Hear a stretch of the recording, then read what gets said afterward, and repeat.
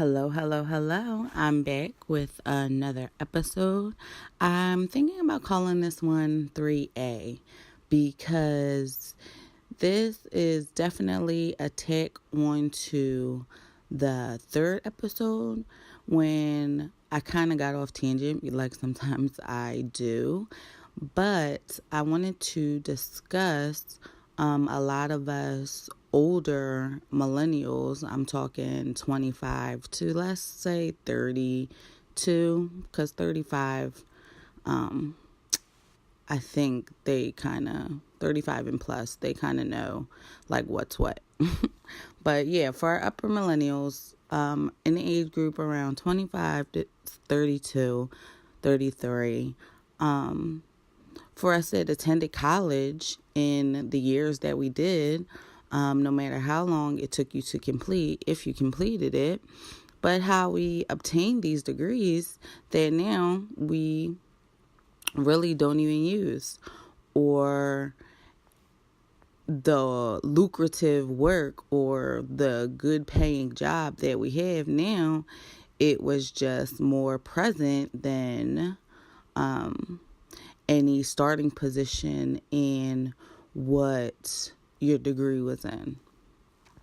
For example, I have a bachelor's in psychology. Now, the way I kind of work it out is because, like, psychology is literally like the study of the mind and people. So I'm like, studying that always puts me in an advantage for working with people because you have to take such things as like groupthink and psychology of groups and how some people's mind changes when you have to work together. It's really interesting. People say it's the easiest. In a sense that it was. And my minor, I also had declared a minor in ethics, or philosophy, but ethics is also, a better sounding resume term. So I'll always say ethics because it's just really interesting to see that something that you feel like is only happening to you has happened to a number of others. That's why I didn't want to say like some, and I didn't want to say many. I just want to say a good number of us working outside of the field in which we obtained our degree. Because I can even start by like, I think I touched on it in the first episode when I talked about when I first started, I thought I was going for nursing because, again, by the end of 2005, start of 2006, there was a big boom or high demand of health providers, actually, not even health providers, and nursing was one of them. They wanted to send everybody to school, even the technical schools, physicians assistants and nursing assistants. So it just felt like there was definitely a need for a more present number of health providers, which I thought was the most interesting. So that is why I kind of say like I'm taking this on to my last episode because excuse me, what matters is that we obtained them, but we haven't really used them at this time. And like I said, I thought I was starting out as nursing until I got there. And the idea of it, it just wasn't a passion of mine. It just wasn't something I felt like I would love. And I felt like you have to love nursing and you have to love caring for people to even consider it. So yeah. But I also wanted to take sometime in this episode to shout out my girl and fellow graduate, Crystal. Can't remember their last name. Ashby. Crystal Ashby. over at Crystal's Comfort Food at 7 South Lansdowne Avenue in Lansdowne, Pennsylvania. That's 19050.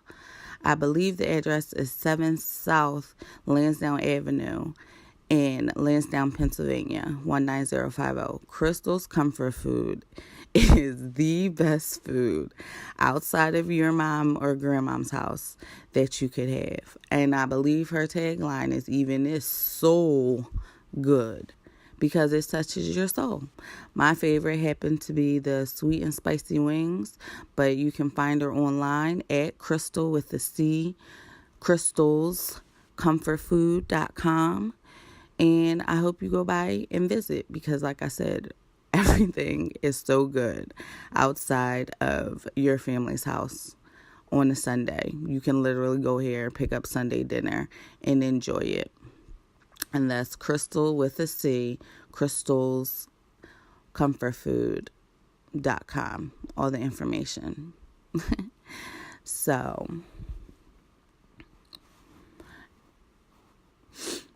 and now I want to get back to,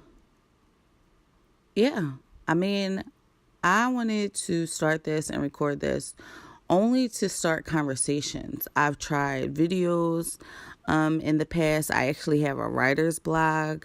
I always refer to my Facebook. It's under the name Quay Renee, Quay, Renee, female usual spelling, Renee.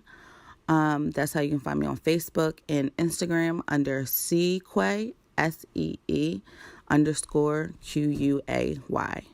Quay. I thought that was kind of catchy because like Instagram is a place for essentially like pictures and videos and viewing. So I figure like if this is where you want to see Quay.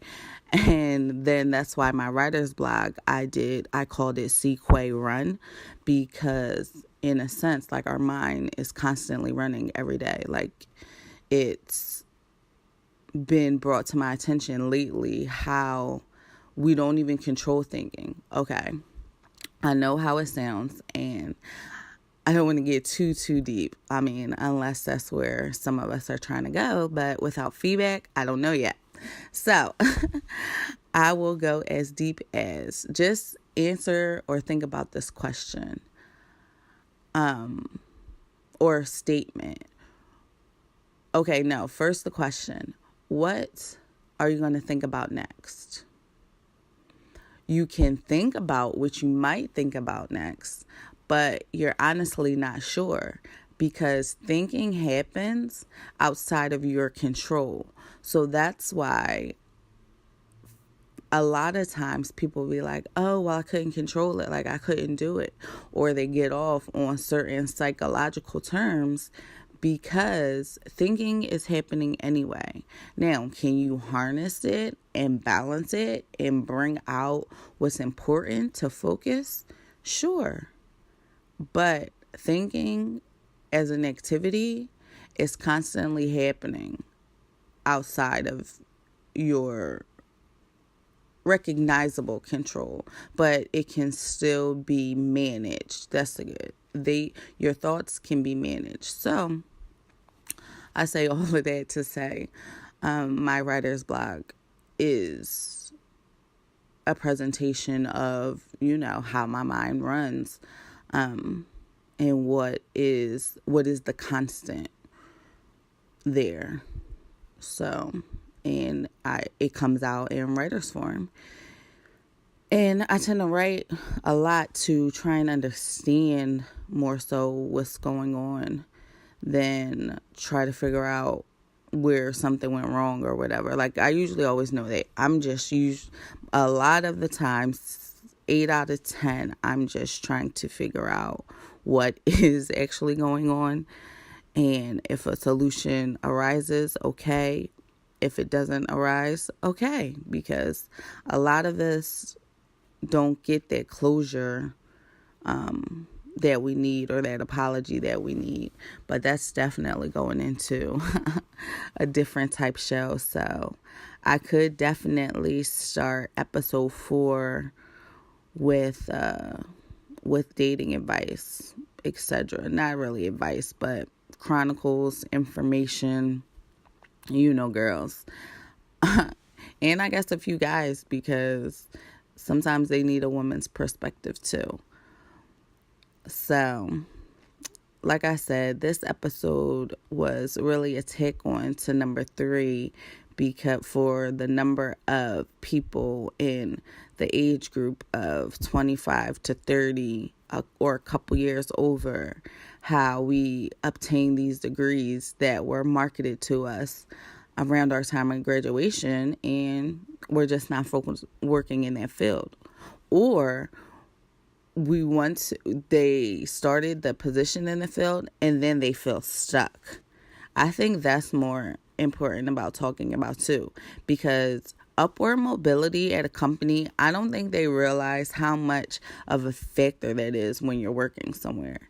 Like, upward mobility has to be present for someone to feel like they have something to look forward to and a job that they come to every weekday or more for you. Like my job, when it was presented, it was like, oh, it may require weekend work. No, not that weekend work is placed in your schedule. And it was interesting to have a day off during the week and one of the weekend days, but still it was borderline ridiculous. When I started, it was every other weekend. I had to work Saturday and Sunday. Then I got promoted and it was like no weekends. And then they even started that at one weekend, and then it was like a weekend rotation. And then it's too much. Nobody wants to work on the weekends. If I'm not an entrepreneur, if I am not working in my family business, if I'm not working in something that I started from the bottom up, nobody is trying to work on the weekends.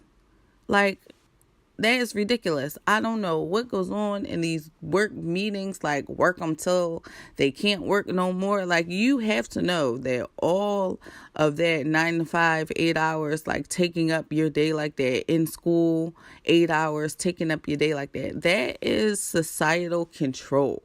They are literally controlling what we do by what they know we have to do. You have to pay bills. That's just a part of how we live.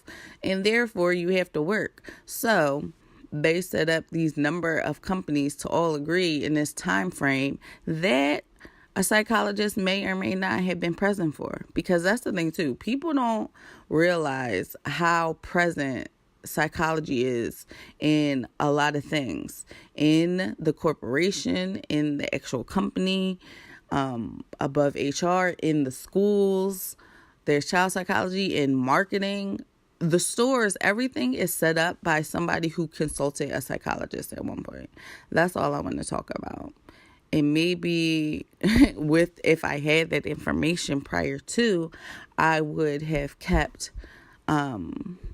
going to school at the rate I was going and stuck with that business minor, because yes, a lot of things are very psychological, and I just like to know who thought that an 8-hour day was okay, plus travel time. And the only thing about my job that stayed consistent is that we had the job I used to have is that we had an hour for lunch. That's the only thing that stayed consistent. But I would take it down for a half an hour just to get out a half an hour early, because ridiculous. 9 to 5, 8 to 5, 9 to 6, 10 to 7. It's too much. It's too much of somebody's day. But hey, that's how it is for the time being. And I just want to thank you guys who've been listening and all the new guys who are in listening. This is something I'm just trying to do to take from what I know or learn through life or experience. And I just want to put it out there for people, men and women, really. Obviously, I am a woman. I am a Black woman, and my perspective may differ, but a lot of the times the information and the lesson and the meat of it, what to take, is a lot the same. So I just wanted to take the time and thank you guys for listening and all the return listeners, because this has been, Quay Renee for this podcast thing. Don't think I said that once today. I just went in. But this podcast thing. Thank you.